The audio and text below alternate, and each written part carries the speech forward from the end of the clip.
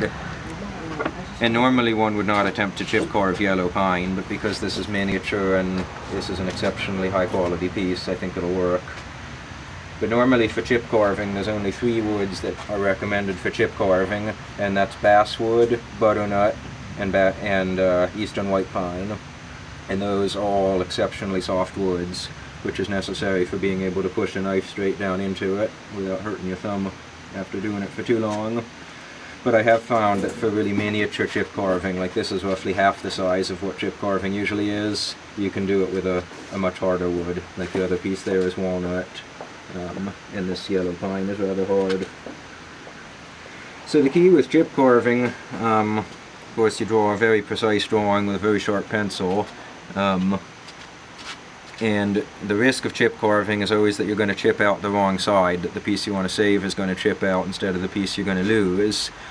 And the way you avoid that is being extremely careful about which direction you cut and what order you're cutting, because whenever you push a knife into wood, it always is pushing the grain apart and sending a crack into the wood away from your cut. In fact, I should demonstrate. Maybe demonstrate on this piece of wood. If I push this knife into the wood diagonally, everybody see this crack that is opening up at the high end of my knife? I do that all the time. And then let me go the other direction. If I push it in diagonally there, you see how it's cracking the grain apart away from my cut? So I'm always going to choose the cut direction that pushes that crack into the part I'm going to chip out. So I'm always cutting away from the part I'm going to save, and you always have to be mindful of which direction the grain goes, because if I'm going to cut this way, I know the crack's going to go that way because the grain runs this way. It's not going to go that way. It's not going to go across the grain. So let me grab my pencil. I'll do a little demonstration. So let's say I'm going to do, a triangle like that, and another triangle like that. That's kind of the hardest condition to cut out those 2 pieces, because I'm going to leave a skinny little ridge in between the 2 pieces, and it's very easy to pop that off when that ridge is going diagonally across the grain like that. So in order to avoid popping that off, I have to go, my first cut has to be this way, because any crack is going to be splitting off that direction away from the ridge that I'm worried about saving. And I'm going to do that cut first, because if I go and do these cuts and I start prying my chip up, I'm going to be sending all kinds of tiny cracks right through that ridge underneath there.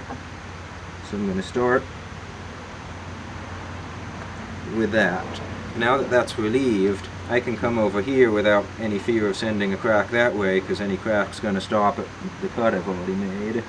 Now, I don't want to cut this way because I'm going to be sending my crack towards the piece I'm going to save. So I have to cut this way, so I'm sending my crack into the chip I'm going to cut out.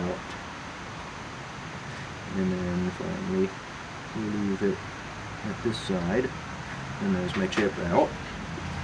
And now on the other side, this is the most delicate one.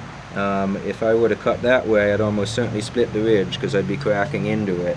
So I have to cut this way so that my little crack, you see that tiny little crack is going away from my cut. And that way. And then I think secondly I'm going to go that way. And then lastly I have to go this way. Again, I'm choosing a direction that's sending the crack into the chip I'm going to remove. And then the chip pops right out.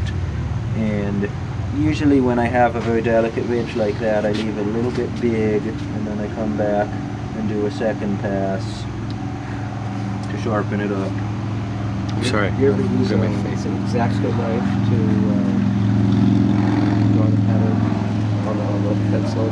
Oh, you mean to scratch the design? Yeah, the scratch, just for No, I'd be very hesitant to do that, because for one thing, especially if you have a little cut right in the middle of that ridge, that's going to make it that much more delicate.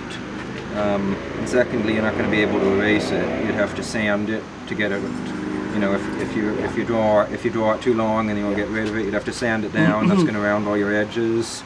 So I like to use a really short pencil, and then after I'm all done, I just take a white vinyl draftsman's eraser, and I can take all that pencil right off. And I never touch it with sandpaper. I do all of my sanding before I store all this.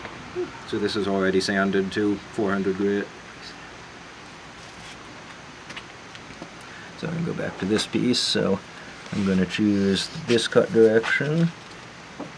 This is hard wood, so I'm pushing about 50 pounds of force into that right there.